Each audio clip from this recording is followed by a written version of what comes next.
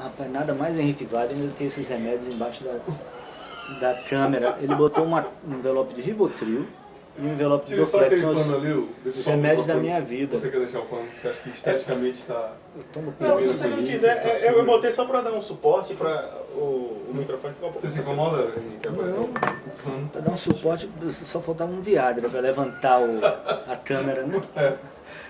Posso levar agora? Tá bom. Que pra mim tá genial, rapaz. O que eu tô vendo e vocês não estão vendo. bom. Nada mais Henrique Wagner. Rivotril em cima do Dorflex. Então vamos lá.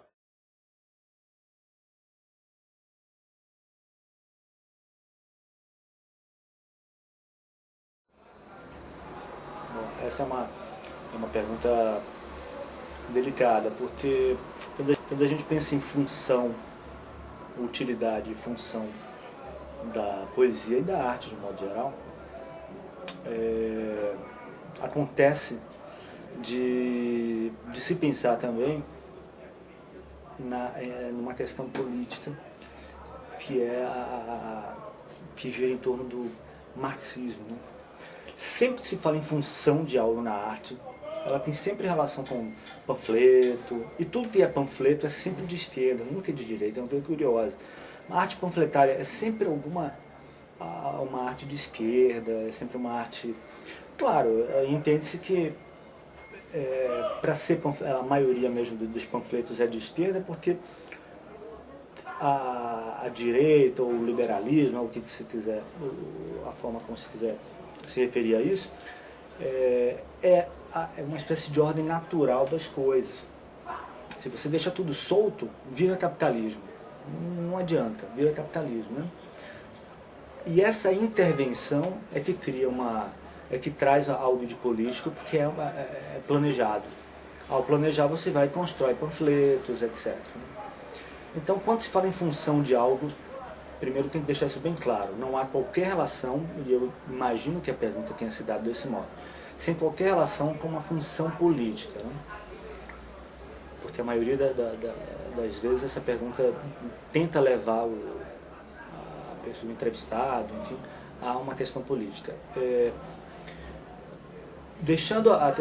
Se livrando da questão política, essa pergunta já foi muito estudada, desde o Oscar Wilde, que escreveu um ensaio sobre isso, e que defendia que não havia função, né?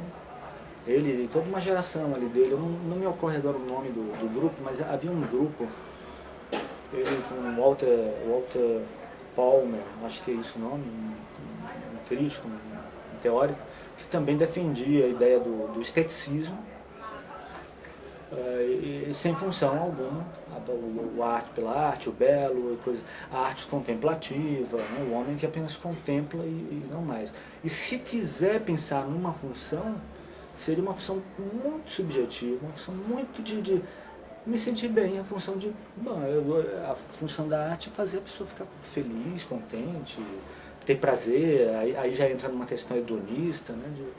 A função da arte é dar prazer, né? Mas assim como o sexo que dá prazer, mas também reproduz, então a arte pode ter essa outra função, né? Pode ter, aí vai depender de cada pessoa. Eu não gosto da arte, menos ainda da poesia, como função, como uma função, tendo uma função muito determinada. Ela acaba tendo uma função, a revelia de quem faz tem função, acaba funcionando de algum modo, acaba causando algum tipo de reação no público, no poeta e tudo. E essa reação, é uma reação com tantas vertentes. E o que eu tenho visto, e já comentei em texto e tal, é uma tendência para a poesia cada vez mais rápida, né? Isso por motivos óbvios. A comunicação está se tornando cada vez mais rápida, mais objetiva, né? Com o advento da internet, o próprio Facebook. Eu acredito, inclusive, que tem pessoas que escrevem para Facebook. Faz um tipo de poema já pensando na postagem, então, portanto, já pensa no tamanho do poema, o que é que funciona no Face ou não. O Face pode sim determinar um estilo de escrever, imagine.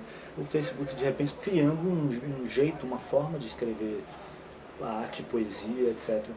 Então, o que para mim é majoritário, o que é a grande tônica da poesia contemporânea, da poesia feita hoje no Brasil, você falou em Brasil, né?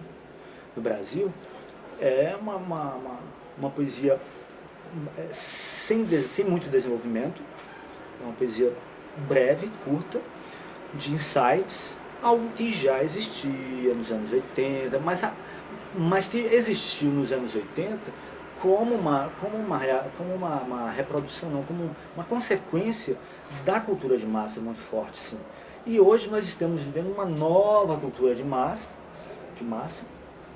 virtual e tal, e que preza por uma obra, um tipo de trabalho mais breve ainda, mais conciso ainda, menos pensado. As pessoas estão vivendo uma pressa muito grande por conta da relação da relação imediata, ou seja, praticamente sem um médium, ou seja, sem aquele sujeito, sem aquela figura ou veículo que vai mediar uma coisa, que é a internet. Você hoje não precisa mais ter aquela coisa de publicar algo e, portanto, passar meses tendo o tempo todo do mundo para rever tudo o que escreve. Hoje você tem uma arma você tem uma arma já engatilhada mesmo. Você atira imediatamente. Você acabou de escrever um poema, você já publica agora. Eu tenho visto uma porção de coisas muito ruins feitas por pessoas que estão assim, revoltadíssimas com a qualidade da literatura. E o sujeito vai estar fazendo uma coisa horrorosa. Está rolando agora uma discussão. A Márcia Denzer, escritora, ela estava liderando, se eu não me engano, um evento contra os vencedores de prêmios no Brasil. São sempre os mesmos nomes, né? Bernardo Carvalho, o Marcelino Freire, que às vezes ganha uma coisa ou outra, vários nomes. Acontece que a turma da Márcia Denzer escreve muito mal. Todo mundo que faz para ela, Marcelo Mirizola, os dois são extremamente truculentos, inclusive, são intolerantes, são nervosos, são histéricos, estão sempre reclamando da vida e escrevem muito mal. Então, é claro que não vão participar da Flip, falam mal da Flip, mas estão morrendo de vontade de entrar na Flip. Aí fala mal daquele Expresso, um projeto que teve Expresso, não sei o que vários escritores brasileiros ganharam passagem para um país e eles escreviam um livro a partir dessa experiência nesse país.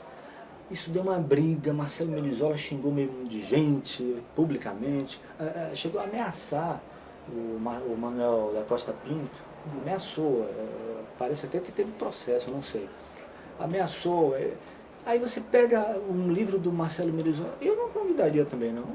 Além de escrever mal, é uma pessoa perigosa, porque briga com todo mundo, agride todo mundo. É claro que eu não vou convidar uma pessoa dessa, se escreve mal e é agressiva e é perigosa, sabe? Então, essa coisa estetizada demais não me agrada não. Continuo achando muito estranho as pessoas se comunicarem musicalmente o tempo todo. Existe a música, a canção, em que o sujeito usa um instrumento e canta, que é uma outra história.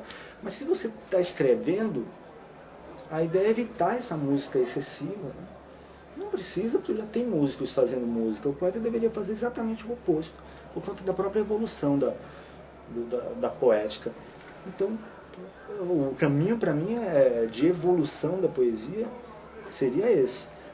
Uma poesia que se afaste cada vez mais dessa música da música antiga, não da música de hoje. Veja que até a música já se afastou da música antiga, né? E a poesia quer a música antiga ainda. A música já se afastou.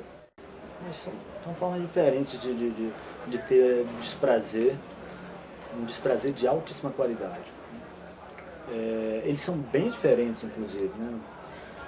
Um é grandiloquente, extremamente cafona e excessivo em tudo, é uma espécie de Pablo da poesia, uma coisa de arrocha assim que ele tem.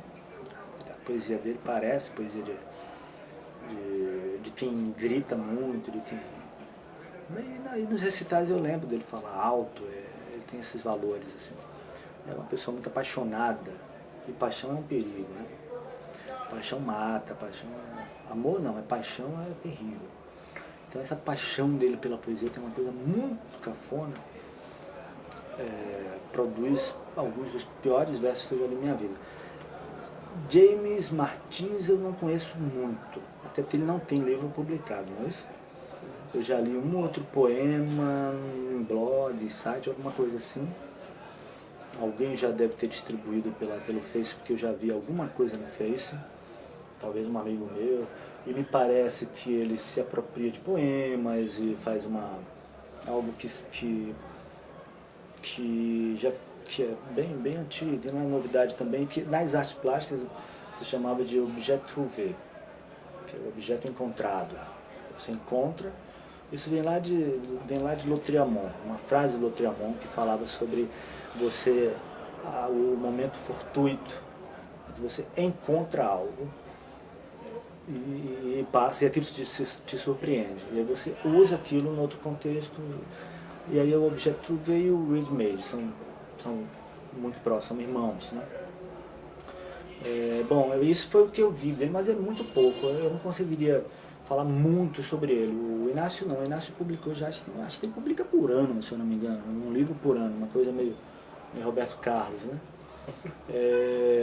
Mas do pouco que eu vi do James, realmente não me agradou. Eu acho que por uma questão de quantidade é que o James é menos ruim. Se o James começar a produzir muito, aí vai ficar complicado. Quando ele começar a publicar livros, aí a briga vai ser maior, vai ser mais difícil, vai ser uma coisa meio todo duro e Holyfield, né? Eu faço porque eu me sinto levado a fazer, eu não escolhi fazer. Eu não escolhi ter vontade de fazer.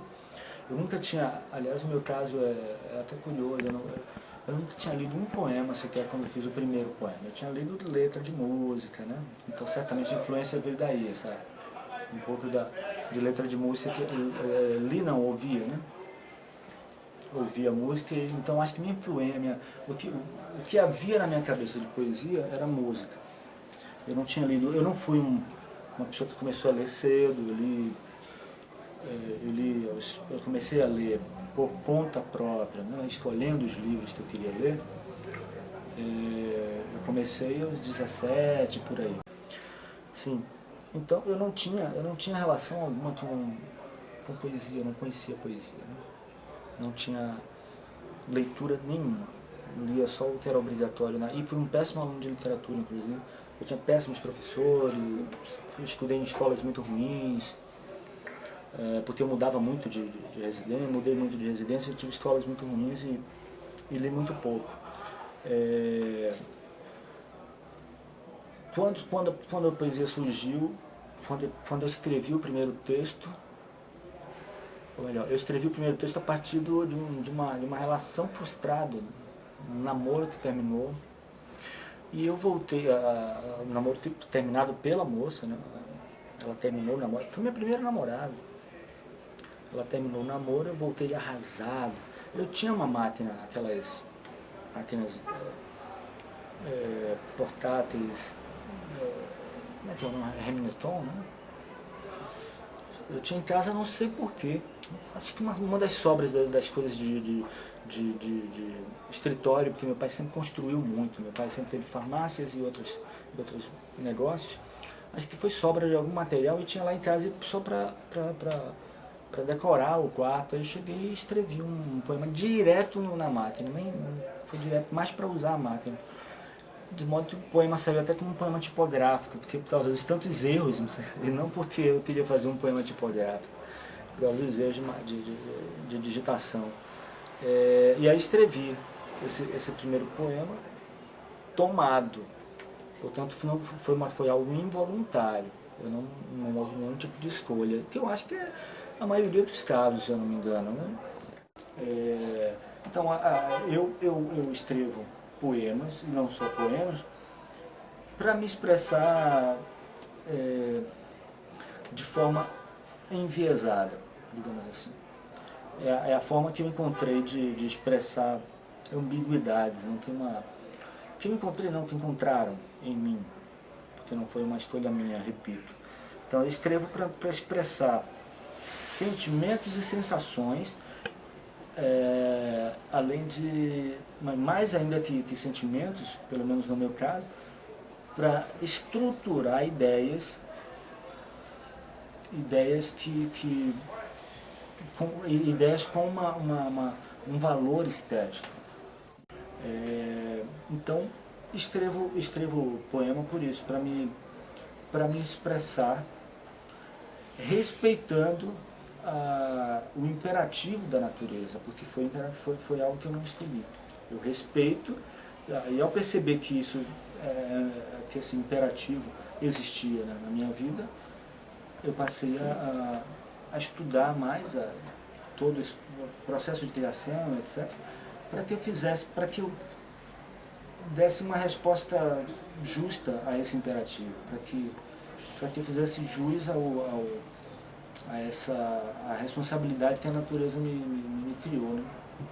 Essa responsabilidade eu tento responder da melhor forma possível, pesquisando, estudando, lendo mais, experimentando a escrita. Mas eu me expresso por isso, por poema por isso, por ser um imperativo e porque me faz bem, me faz bem. É uma forma de me expressar que me dá prazer. O crime perfeito. Eis o ofício do carpinteiro, lanhar os dedos a cada primeira versão dos tipos e clichês. Lanhar ainda mais os dedos e as mãos a cada nova leitura dos tipos e clichês. Eis todo o ofício, tirar dos dedos e das mãos qualquer vestígio de lanhos. Henrique Wagner. Sabe uma moça que escreve bem, que eu gostei, mas não é baiana, por isso que não citei. Jovem, menos mais nova que eu, acho que tem 30 e pouco. E até tem um livro dela, olha, ela tem alguns poemas lindíssimos. Se chama Ana Martins Marques. Ganhou duas vezes seguidas o prêmio Governador de Minas, eu acho que é um prêmio importante. E a Companhia das Letras decidiu publicá-la. Ela está com um livro, eu tenho esse livro, A Arte das Armadilhas, tem uns poemas lindíssimos. Ela deixa de ser interessante quando ela entra às vezes, mas isso é muito pouco. Quando ela entra às vezes na coisa da citação, na coisa do trocadilho também, ela às vezes faz uma besteirinha assim. Mas quando ela não faz isso, putz,